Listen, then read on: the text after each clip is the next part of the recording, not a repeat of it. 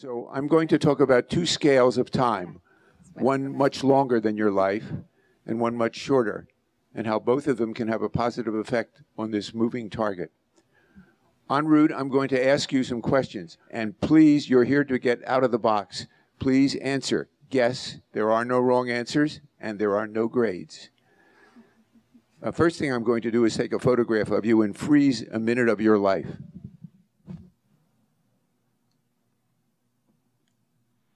I want everybody to put up their hand like number one. We'll see what that means a little bit later. Excellent. That's great. How many people here have been to Taipei, Taiwan? Terrific. In Taipei, there's a magnificent museum, the National Palace Museum of Art. It's one of the largest museums in the world, and its collection includes 693,507 works of Chinese art, many of them priceless treasures. There's so much beautiful art in the basement of the Taipei Gugong that they could change their permanent collection, rotated on a daily basis for many, many months. Our Asian Art Museum in San Francisco and the De Young could do that once in a decade if they were lucky. One of the treasures of the Taipei Museum is a calligraphy scroll, a hanging scroll about 2.5 meters high and about 60 centimeters wide. The only things on it are 8 very large Chinese characters. And there is the artist's signature in graceful grass writing and his chop in red ink. The strokes of these characters are written with a single sweep of a very large brush. The big brushes that are used in this form of calligraphy, which is called reisho by Japanese connoisseurs, have their own names and in some cases are centuries old. They're passed down through generations of artists, just like Stradivarius violins. The characters themselves are spectacular. They radiate spontaneity and drama. They look written while drunk, if you happen to be Michelangelo or Tang Yuan and you're drunk. The message is a Buddhist maxim made famous some years later by Takuan Soho, the great 16th century Japanese Zen master. And this is what it says.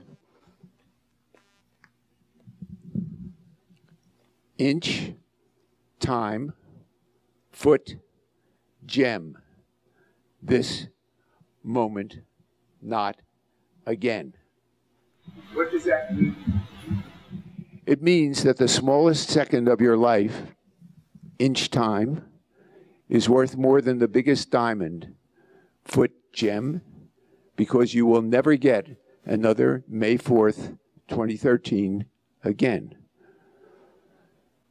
So this scroll comes from the Southern Song Dynasty. It's 1,200 years old, and they got it. What it's really saying is that the past is over, the future is a speculation, and what's left is this. What's left is this moment, this second. So let's look at this moment, this second, with the intensity and attention to detail that the artist and the Zen master did. Let's look at what we're doing, where we're doing it, and who we're doing it with. We're in the beautiful, richest part of the richest state in the richest country in the world. We have clothes to wear, food to eat, water to drink, roofs over our heads. We have money in the bank, and even cars to drive. Most of us have health care, and many of us have undergraduate college degrees, and some people have graduate college degrees. Now let's stay in the moment.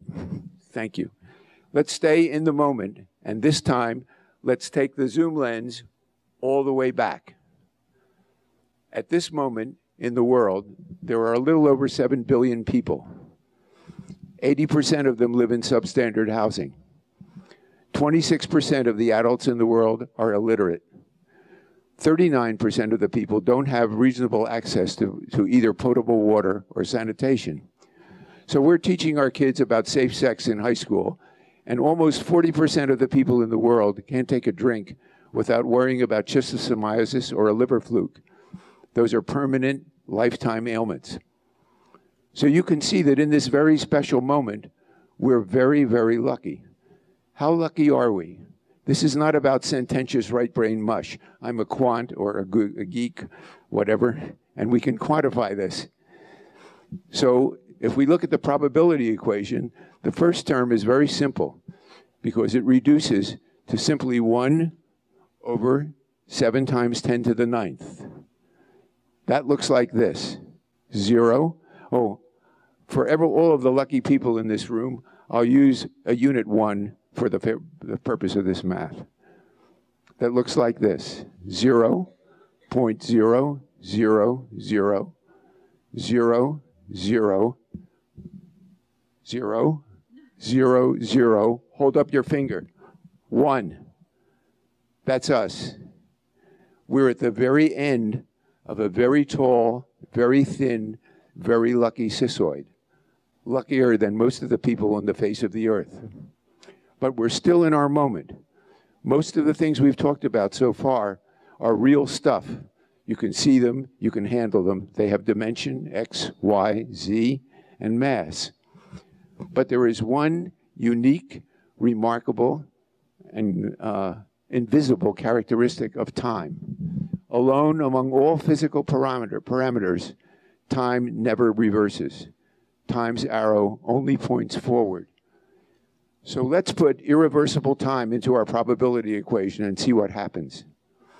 Homo sapiens has been around as a distinct species for about 100,000 years. What that means is that you could have been born any time during the last 100,000 years and be Homo sapiens. And in the roulette game of DNA, you could have been exactly the same as you are today. You could have looked the same. You would be you, and I would be me. Further, you could have been born anywhere on Earth where man was relentlessly spreading and propagating. So let's put that irreversible term and see what it looks like. That's the integral, that big S sign, of a function of x, which is actually delta t over t, a partial differential equation, and the limit is 0 to 100,000 years. So we can start adding the zeros again. 0.000000000. Where's the 1? Let's have some guesses. Is it at the end of my arm? Is it over by the casks? Is it at the wall? Let's have some guesses. Where's the 1? By the wall. By the wall? Come on, somebody else. Across the street. Across the street. Good guess. So that's here, Cello. Joey? At the ocean. At the ocean. That's a great guess. In Mountain View. Good guess. It's actually in Milpitas.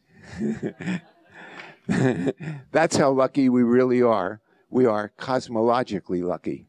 And the moments of our life really are worth more than diamonds. Now, even though it's in a blink of an eye in geological time, 100,000 years is still a lot longer than your life. So let's go back to our moment and now look in the other direction towards shortness. My Bachelor of Science thesis at MIT was on the spectral characterization of polarizing light systems. Many times over the years, I've been complimented by colleagues on choosing a topic in photonics, a field which has gotten to be very productive and very exciting in the meantime. I thank them, but I never tell them that I chose it because light was beautiful to me, both physically and aesthetically. Because of that affinity, I've dealt with light sources for most of my scientific career, and inevitably with lasers. Here's an ordinary green laser pointer. Can everybody see the dot? I'll ask you to take on faith, or at least until a much longer TED Talk, that even though this dot looks continuous, and if the room were dark, the beam that's producing it would also look continuous, that lasing is actually a resonant phenomenon. It's a train of pulses. And for many years, there has been a competition among experimenters to generate the shortest possible pulse of laser light. That race currently is at the attosecond pulse. That's 10 to the minus 18th seconds, an almost unimaginable 1/quintillionth of a second. But the workhorse of the ultra-short pulse field is a slightly longer femtosecond. Femtosecond lasers abound in labs all over the world in many disciplines, in operating rooms, and the femtosecond is 10 to the minus 15th seconds, a quartillionth of a second. To give you an idea of its magnitude, a femtosecond is to a second, as a second is to how much time? Guesses? 10 years. 10 years? I have 10 years. 100 years. 100,000. That's a good guess, but not enough. The answer is 31.7 million years. It's really short. So if you take another common measure of brevity, the blink of an eye, the average blink of your eye takes about 340 milliseconds. That means that there are 340 trillion femtoseconds in the blink of an eye. Why is this important? Scientists increasingly want to measure very small things. And to measure something very small, you need a ruler or an instrument whose smallest division is less than what you want to measure to have a valid result. So things that we want to measure typically are like things that I measure are nanoparticles, clusters of molecules, viruses, or even incidents that are very short, like the synapse in a human brain. The synapse in a human brain from depolarization to polarization again takes about 1 millisecond. And remember, that's a trillion femtoseconds. So if we use, as people do, a femtosecond laser to investigate brain scans in vivo, mostly it spends its time wondering how to spend the day. Shall I read a couple of books or drive over to the beach for lunch? Something like that. And conversely, the pulse that it generates is so short that the synapse is not perturbed.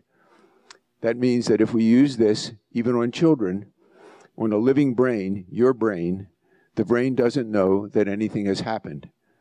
The result of this is that every week, papers are uploaded reporting important discoveries in brain function with this brilliant tool that has divided the time of your life into incredibly small increments. One of those discoveries is a great gift to humankind. Your grandparents, your parents, and possibly you have heard for years and years the quasi-folk wisdom that you're going to lose 10,000 neurons a day of the 90 billion that your brain matured with. And also that the synapse itself is going to ossify, decay, not function anymore, so that your brain will be less plastic in the neurological sense. That means that you can't make decisions, you can't learn something new, you can't change your mind. But recently, scans have shown in labs all over the world that a healthy brain is plastic for life. What a discovery. That means that if you want to learn Hindi at 80, or if you want to study complex differential equations 50 years after you graduated as an English major, you perfectly well can. There is a slight catch, confirmed by laser scans and other research. You have to want to do it very much, and you can't hang out with people who don't want to do it or who don't believe that you can do it. So that's the long and short of it. Next to last, I'd like to restore your perspective on your lifetime and give you a formula that will help you remember the Buddhist maxim. I'd like everybody in the room to do this exercise right now. If you have access to a pencil and paper or a calculator, you can do it. If not, jot down what I'm going to ask you to do and do it after I finish speaking. Write down your age and then multiply your age by 365. When you get that product, subtract it from 28,000. And when you get that remainder, divide it by 7. Please put your hand up if anybody has finished that and has the final number.